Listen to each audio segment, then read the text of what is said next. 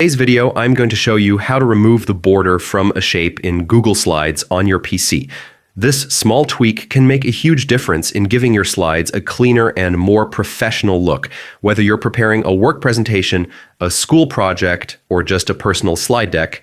This tip will help your designs stand out. First, open your preferred web browser and go to Google Slides.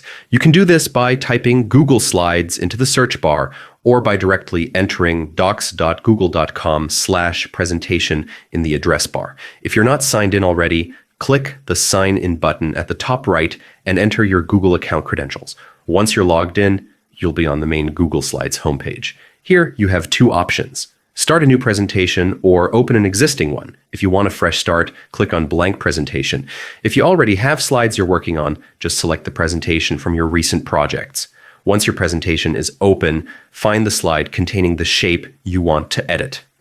Click on the shape to select it. You'll see a blue outline appear which confirms it's active and ready for editing.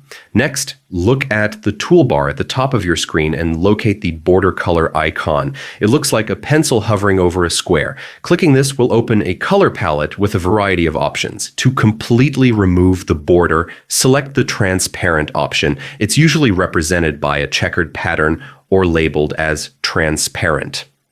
Once selected, your shape will no longer have a border, leaving it clean and seamless. Removing borders is especially useful when you're layering shapes, adding images, or creating modern minimalistic slides. It gives your presentation a polished, professional feel and ensures that all your design elements work together harmoniously. And that's it.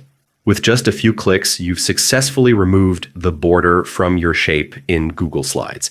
This small adjustment can make a big difference in the overall look and feel of your slides. Thanks for watching. Don't forget to revisit this video anytime you need a refresher or want to